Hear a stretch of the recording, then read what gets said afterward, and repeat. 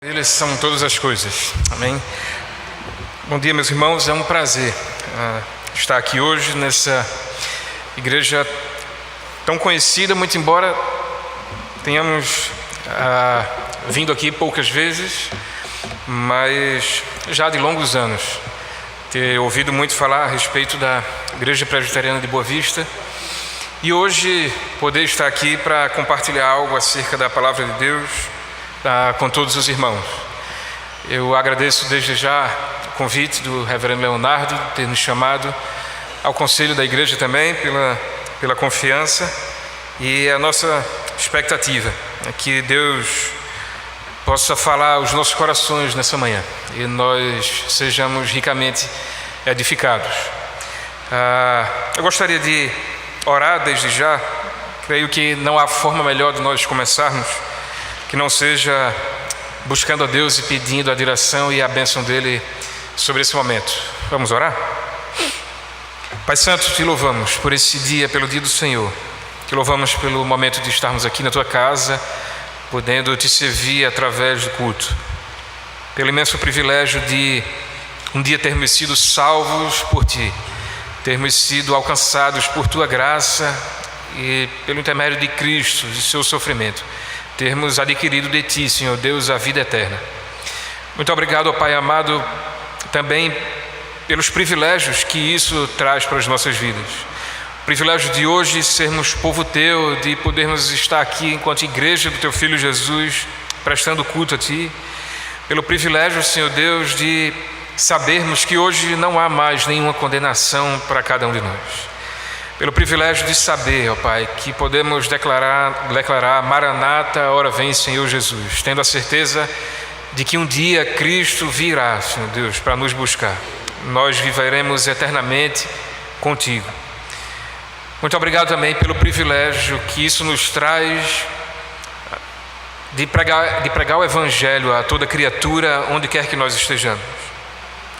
Privilégio esse que tantas vezes traz um certo peso sobre nós, mas que isso deve ser, Senhor Deus, esquecido e anulado quando nós olhamos para o Teu imenso amor de nos amar e nos enviar Cristo quando nós ainda éramos pecadores.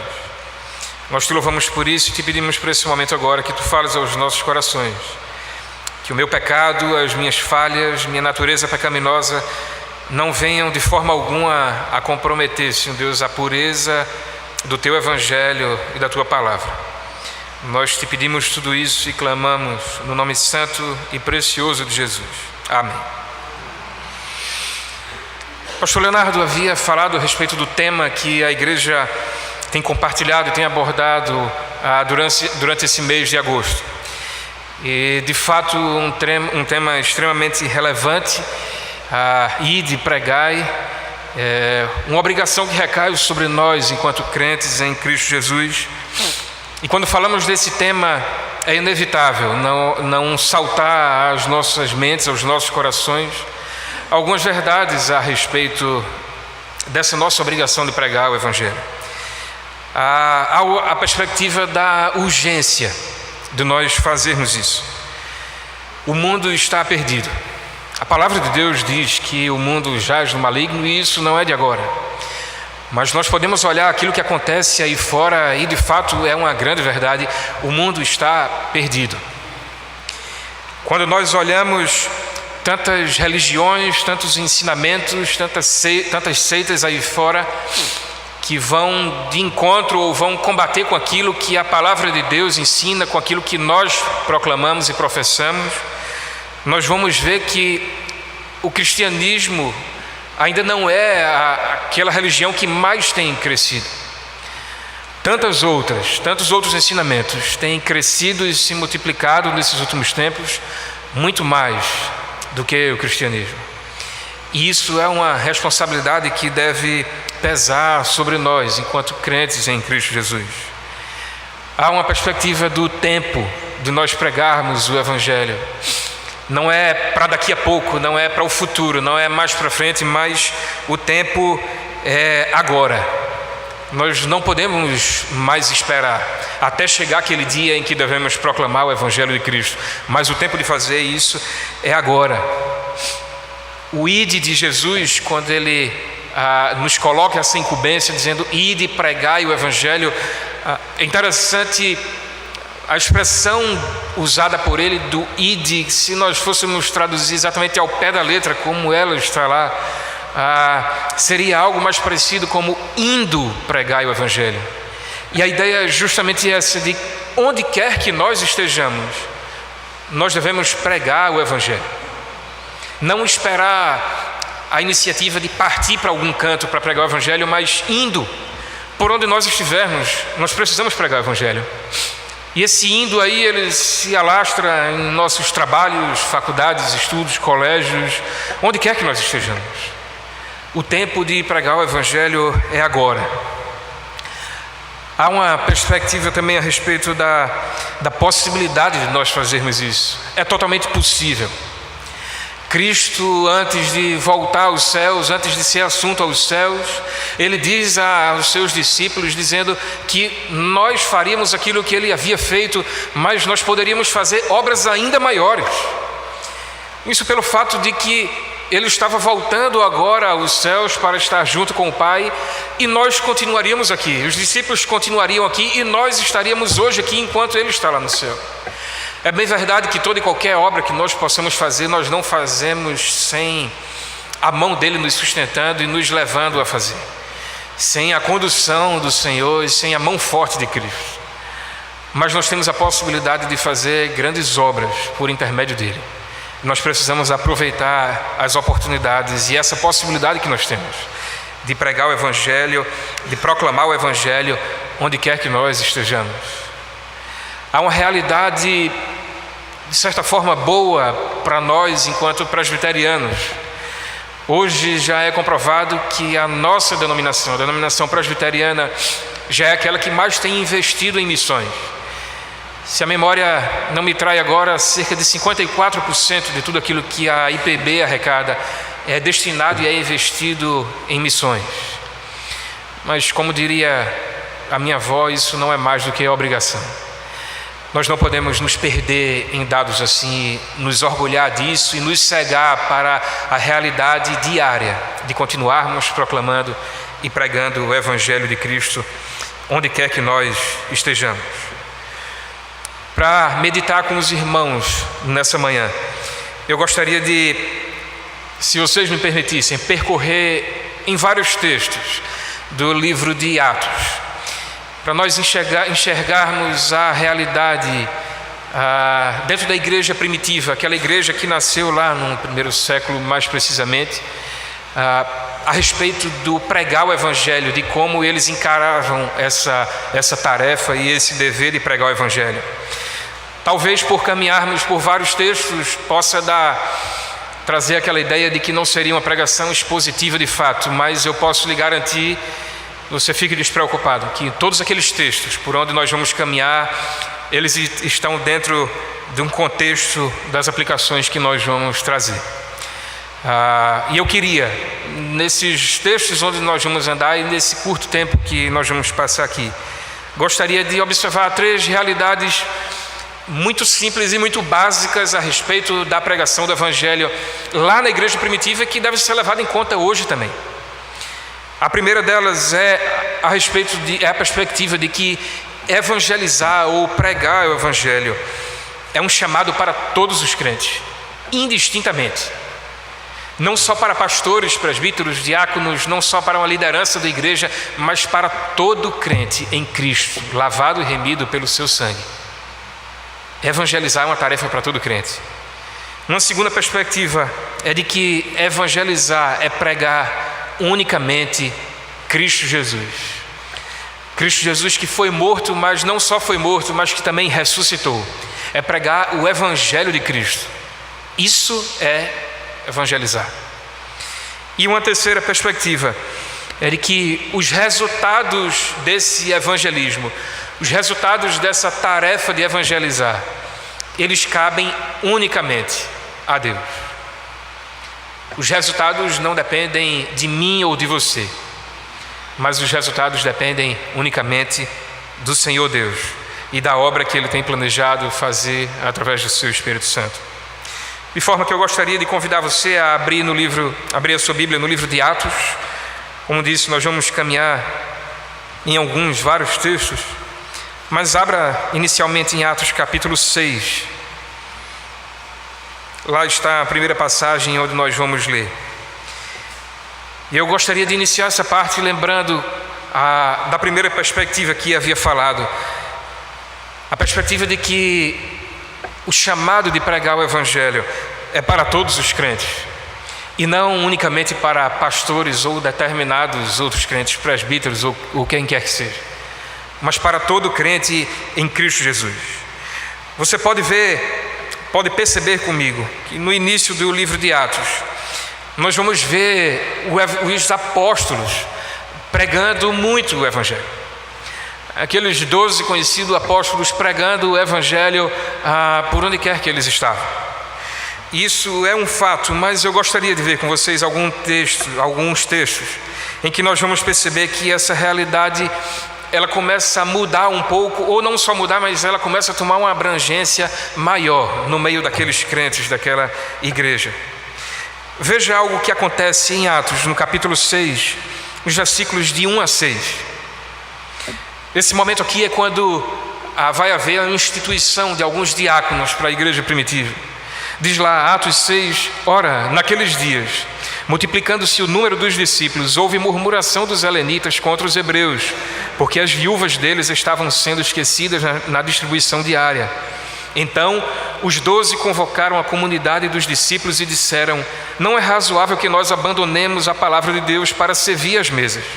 Mas, irmãos, escolhei dentre vós 7 homens de boa reputação, cheios do Espírito e de sabedoria, aos quais encarregaremos deste serviço. E quanto a nós, nos consagraremos à oração e ao ministério da palavra. O parecer agradou a toda a comunidade e elegeram Estevão, homem cheio de fé e do Espírito Santo, Filipe, Prócoro, Nicanor, Timão, Pármenas e Nicolau, prosélito de Antioquia. Apresentaram-nos perante os apóstolos, e estes, orando, lhes impuseram as mãos. Note que nesse momento foi percebida uma necessidade de aumentar o trabalho dos diáconos ali naquela igreja. Estava acontecendo uma deficiência naquela igreja, no apoio a determinada classe de crentes naquela igreja. E nós vimos aqui que homens foram designados para este trabalho, para cuidar dessas deficiências, ou pelo menos tentar sanar essas deficiências. Dentre eles nós vemos que estavam Estevão e Filipe. Agora, passe um pouco mais à frente, na passagem de Atos, alguns versículos à frente, os versículos de 8 a 10, no mesmo capítulo 6.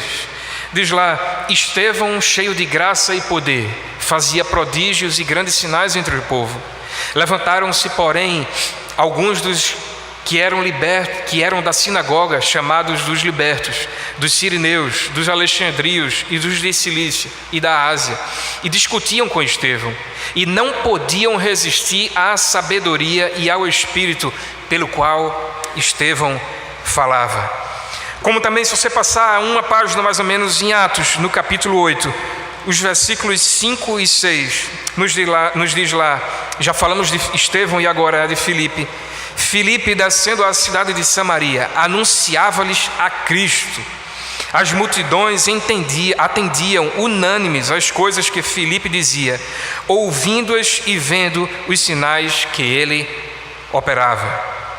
Lembre-se, Estevão e Filipe haviam sido designados para o trabalho do diaconato. Tinham sido eleitos como diáconos daquela igreja. Eles tinham sido empossados como diáconos pelos próprios apóstolos. Mas nós começamos a ver a partir daqui que a pregação da palavra não cabia meramente aos apóstolos. Os apóstolos haviam dito que eles iriam se dedicar à pregação da palavra de Deus. Mas aquela dedicação não cabia somente a eles.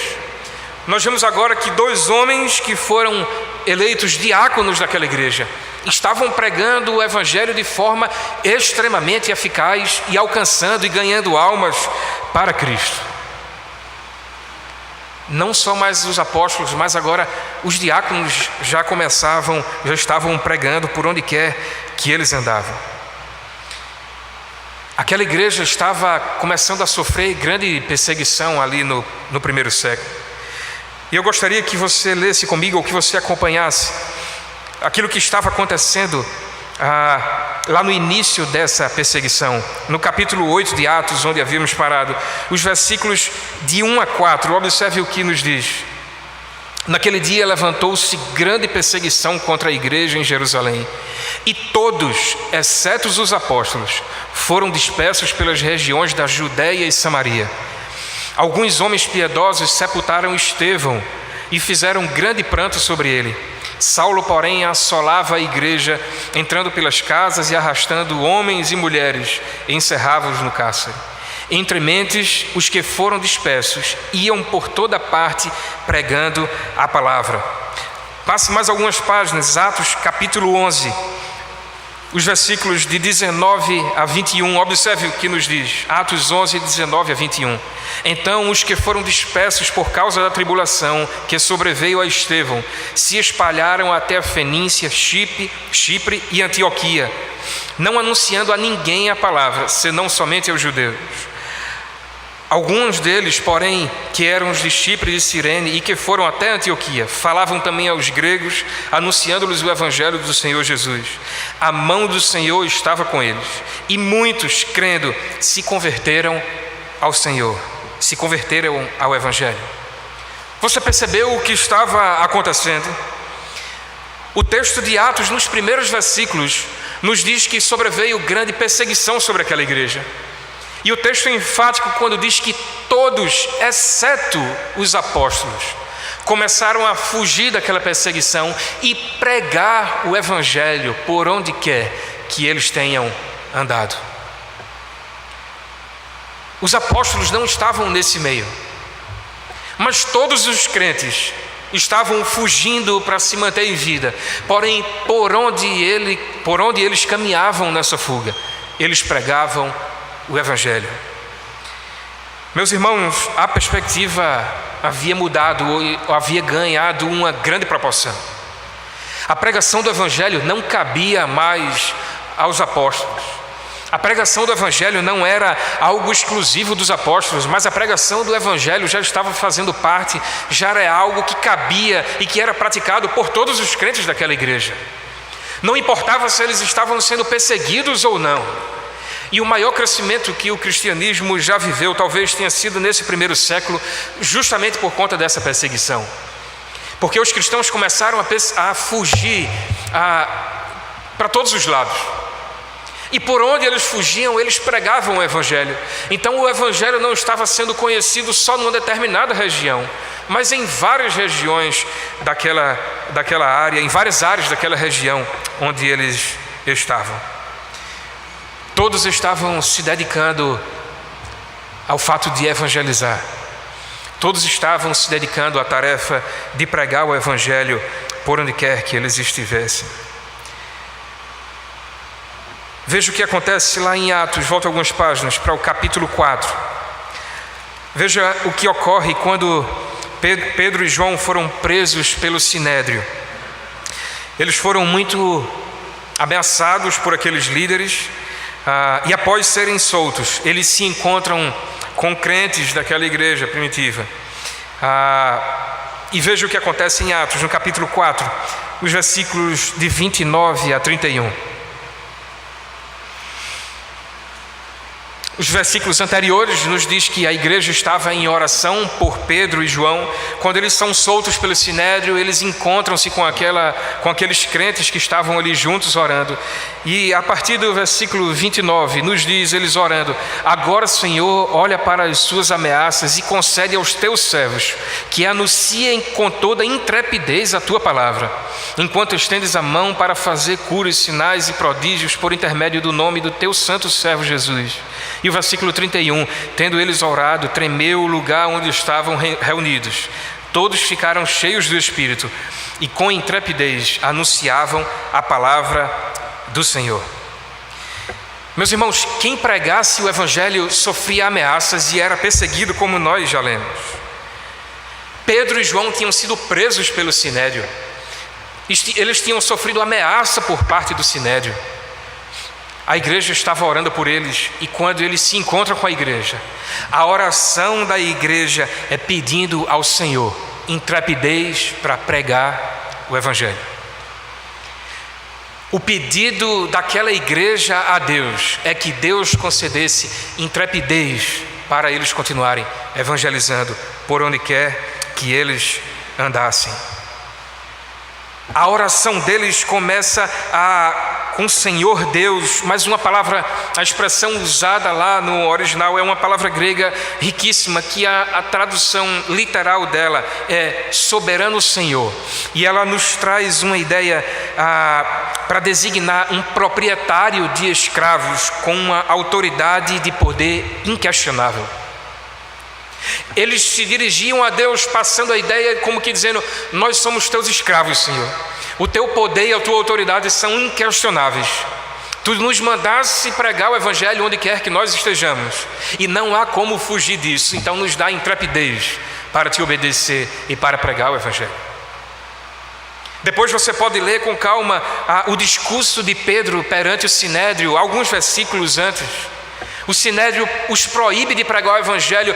Pedro vira para aqueles homens, para aqueles líderes, e ele diz: vocês acham que importa mais que nós obedeçamos a vocês do que a Deus? E Pedro diz: é claro que não. Nos importa mais obedecer ao Senhor do que a vocês.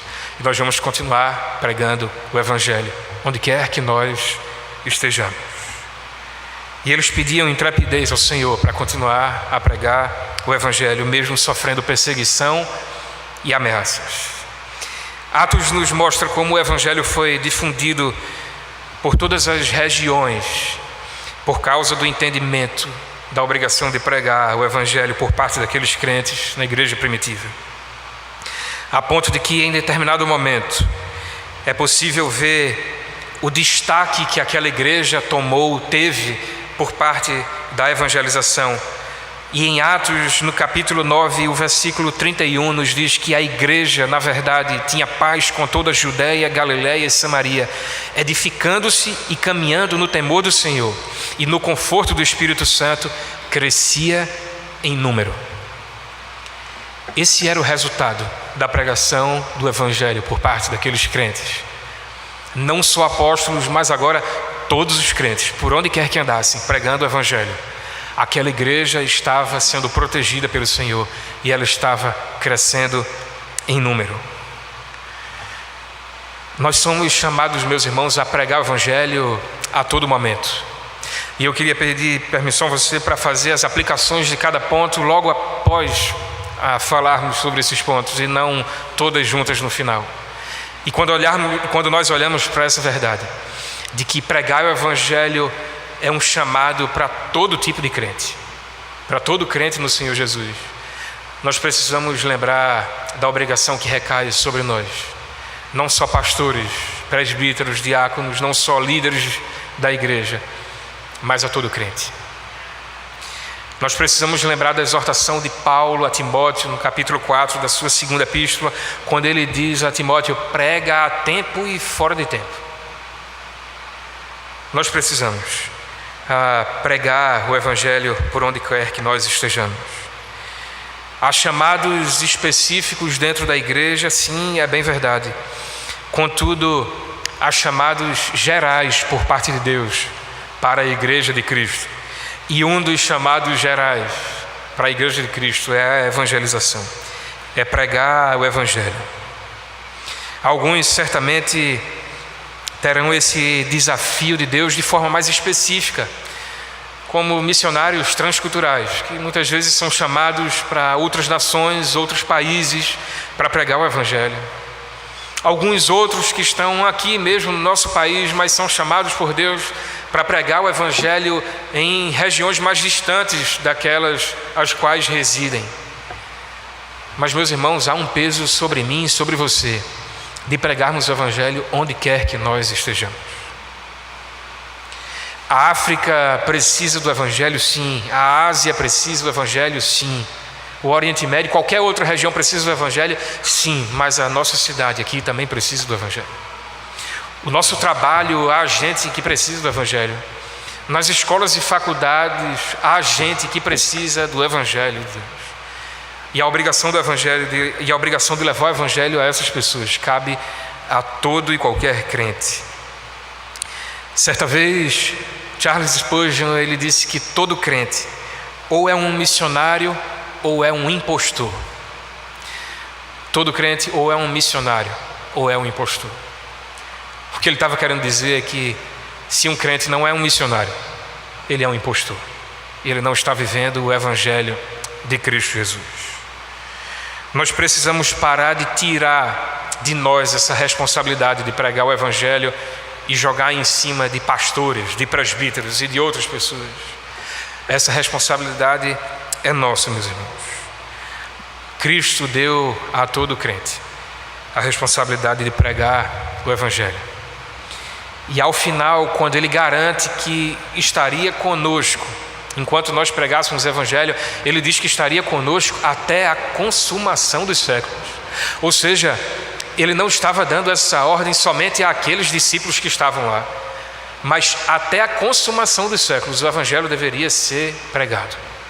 Ou seja, por eles lá, por nós hoje aqui, por todos aqueles crentes que ainda virão um dia após cada um de nós aqui.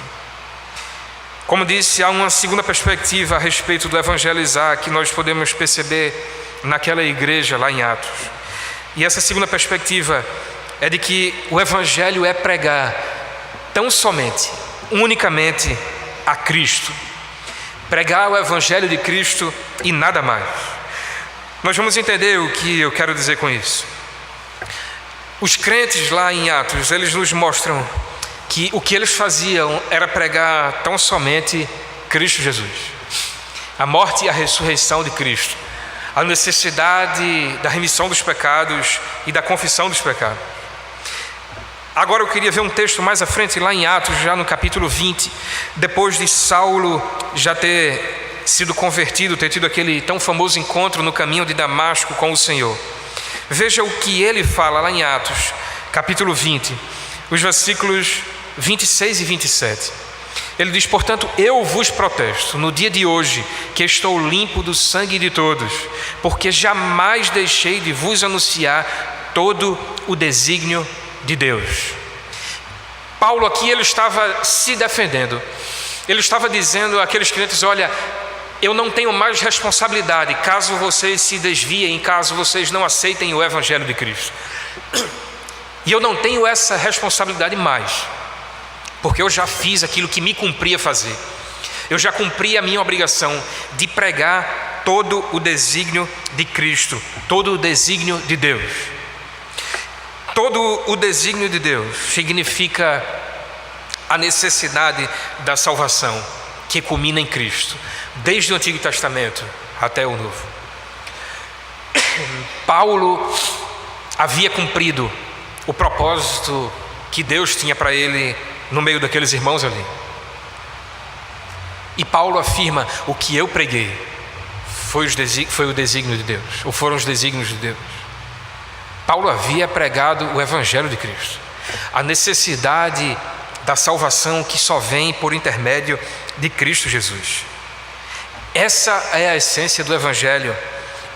Os desígnios de Deus são a essência de todo o Evangelho, de todo o evangelismo, de toda necessidade de pregação do Evangelho onde nós estejamos. A necessidade de se arrepender dos seus pecados e de crer em Cristo tão somente para a salvação. Isso é o que transforma vidas. Isso é o que precisa ser pregado por mim e por você. Nós não precisamos buscar muito aquilo que precisa ser pregado, nós temos nas nossas mãos. Nós conhecemos isso, meus irmãos. Um dia nós entregamos a nossa vida a Cristo, quando nós fomos alcançados pela graça do Evangelho de Cristo.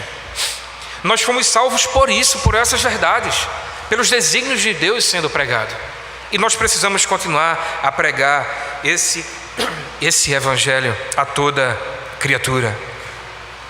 Paulo, escrevendo aos Romanos, no capítulo 1, versículos 16 e 17, ele diz: eu não me envergonho do Evangelho, pois ele é poder de Deus para a salvação de todo aquele que crê, seja do grego, seja do judeu.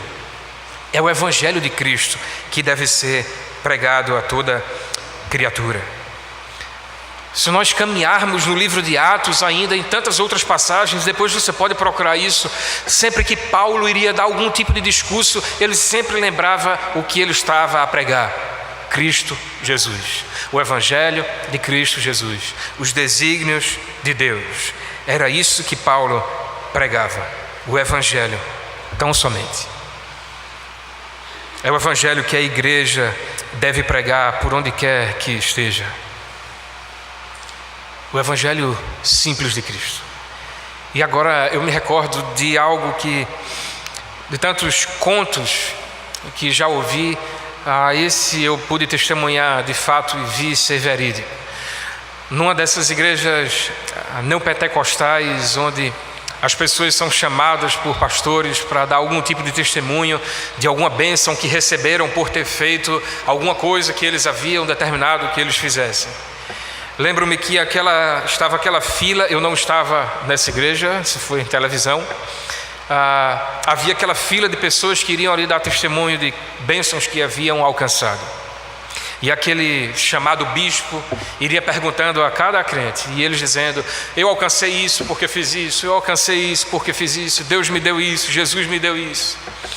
Até que chegou uma certa senhorinha e aquele bispo perguntou àquela irmã, dizendo: minha irmã, diga a bênção que você recebeu, diga a bênção que você alcançou da parte de Deus. E aquela senhorinha, de forma muito simples, olhou para aquele bispo, chamado bispo, e disse: ele perdoou os meus pecados. Ele foi pego de surpresa, isso foi visivelmente, foi claro.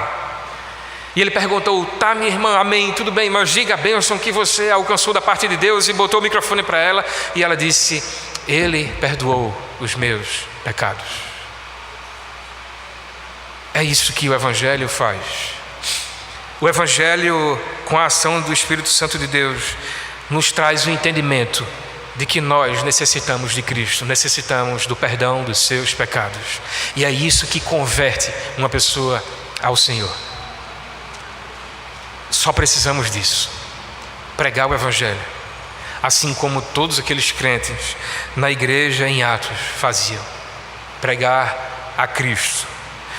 Em Romanos capítulo 10, o apóstolo Paulo vem nos dizer que a fé vem pela pregação, e a pregação da palavra de Deus. E a palavra de Deus vai nos remeter a uma coisa: o Evangelho de Cristo, a necessidade da remissão dos pecados em Cristo Jesus, para adquirir a salvação ou para ganhar a salvação. O Evangelho ou a pregação do Evangelho deve consistir, meus irmãos, em pregarmos unicamente a Cristo. Como nós podemos aplicar isso às nossas vidas? O Evangelho, em primeiro lugar, meus irmãos, ele é completo em si. Nós não precisamos fazer nada para deixar o Evangelho mais completo ou mais poderoso.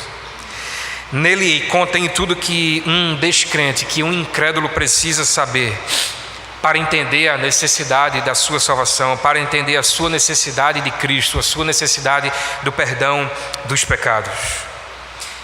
Nós não precisamos dar algum jeitinho para tornar o Evangelho mais atraente. O Evangelho em si, ele já é atraente quando ele é pregado na sua essência, Cristo. Em segundo lugar, meus irmãos, nós não devemos tentar evangelizar contando meramente aquilo que Cristo tem feito nas nossas vidas. Muitas vezes testemunhamos isso, sim, é verdade, e não há erro nisso. Mas nós não podemos pregar o Evangelho testemunhando aquilo que Deus fez, aquilo que Cristo fez nas nossas vidas. Nós não podemos convidar as pessoas a Cristo de forma que elas em algum momento possam chegar a Cristo dizendo: Senhor, eu quero as tuas bênçãos, eu quero aquilo que tu tens dado a todas essas pessoas. Não.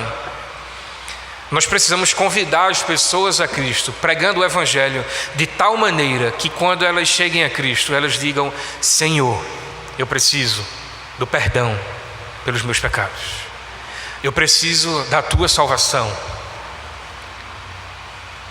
Nós não podemos tentar barganhar conversão de outros através daquilo que Deus tem feito nas nossas vidas.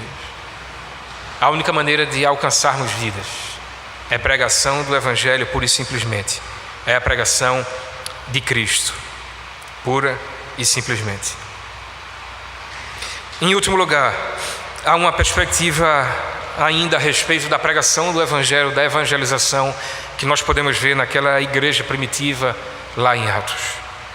Não só que o pregar o Evangelho é uma tarefa para todo crente, indistintamente.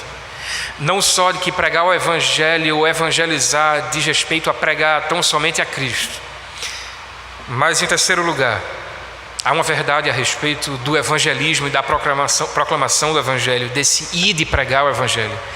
É de que os resultados dessa pregação, os resultados desse evangelismo, eles pertencem ao Senhor e unicamente ao Senhor, não a nós. Na missão de pregar o Evangelho, de evangelizar, é de suma importância que nós tenhamos isso em mente. Quantas vezes nós falhamos nesse entendimento? Quantas vezes nós nos frustramos quando pregamos o Evangelho a alguém e aquela pessoa não confessa os seus pecados e não entrega a sua vida a Cristo? Observe Atos capítulo 16, uma passagem interessante. Atos 16, o versículo 14. Nos diz lá: certa mulher chamada Lídia, da cidade de Tiatira, vendedora de púrpura, temente a Deus, nos escutava. O Senhor lhe abriu o coração para entender as coisas que Paulo dizia. Paulo estava pregando em Filipos e Lídia, essa tão conhecida crente em Cristo, ela se converte. Mas de forma muito clara, a palavra de Deus nos diz que o Senhor lhe abriu o coração para entender as coisas que estavam sendo pregadas. O texto é muito claro.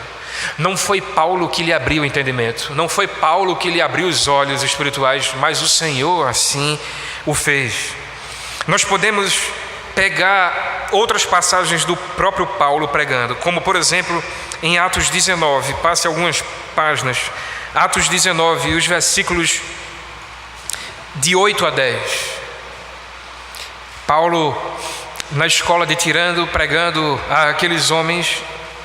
Atos 19, de 8 a 10, nos diz: durante 3 meses Paulo frequentou a sinagoga, onde falava ousadamente, dissertando e persuadindo com respeito ao reino de Deus, visto que alguns deles se mostravam empedernidos e descrentes, falando mal do caminho diante da multidão. Paulo, apartando-se deles, separou-se com os discípulos, passando a discorrer diariamente na escola de Tirano. Durou isto por espaço de 2 anos, dando ensejo a todos os habitantes da Ásia, que todos os habitantes da Ásia ouvissem a palavra do Senhor, tanto judeus como gregos. Por que eu li essa passagem agora? Note que aqui nos diz que Paulo estava pregando ali no decorrer, num espaço já de 3 meses. E alguns daqueles que estavam ouvindo a pregação do Evangelho por parte de Paulo a rejeitaram. Não aceitaram a pregação de Paulo. Não aceitaram o Evangelho, não aceitaram a Cristo, não foram convertidos. E isso nos faz chegar a uma conclusão muito básica e muito simples, de que os resultados da pregação do Evangelho não dependem de nós, não dependem de quem prega. Paulo havia pregado em um momento e Lídia havia sido convertida. Paulo havia pregado em um outro momento durante 3 meses e homens não haviam sido convertidos, não haviam entregue as suas vidas a Cristo. Simplesmente porque os resultados da pregação do Evangelho não dependem de nós, mas dependem unicamente do Senhor Deus e da sua ação através do Espírito Santo.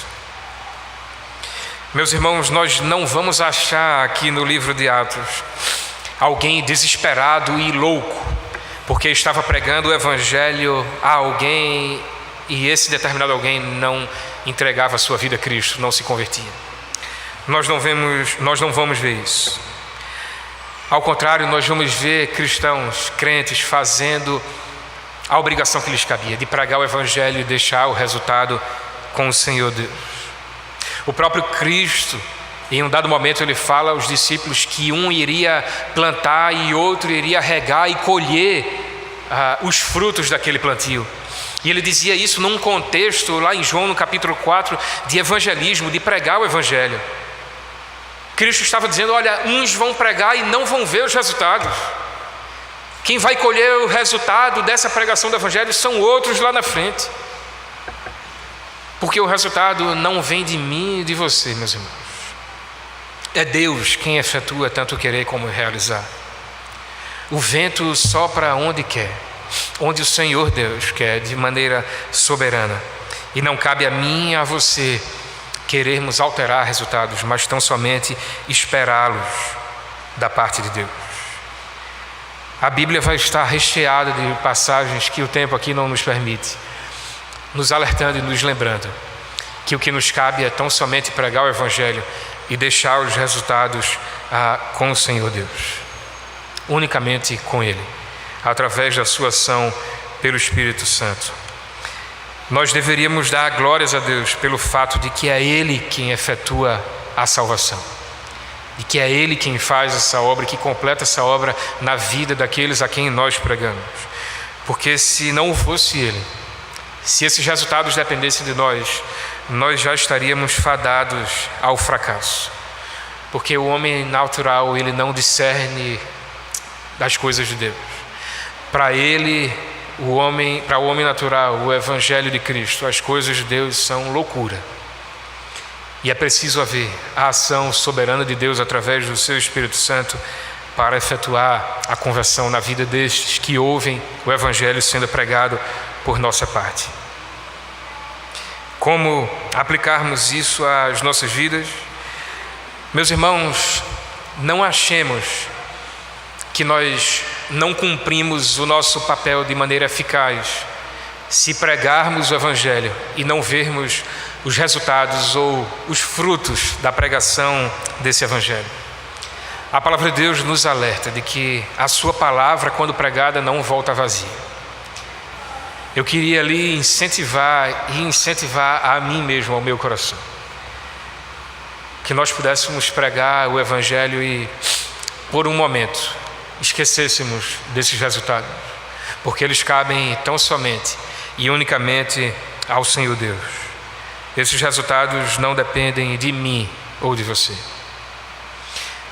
Que nós possamos cumprir, enquanto Igreja de Cristo, esse ide e pregai o Evangelho, ou indo pregai o Evangelho, tendo a certeza de que esse chamado é para todo crente, não apenas para pastores, tendo a certeza de que o que nós precisamos fazer é pura e simplesmente pregar o Evangelho de Cristo, e sabendo que os resultados dessa pregação e desse evangelismo cabem tão somente ao Senhor Deus.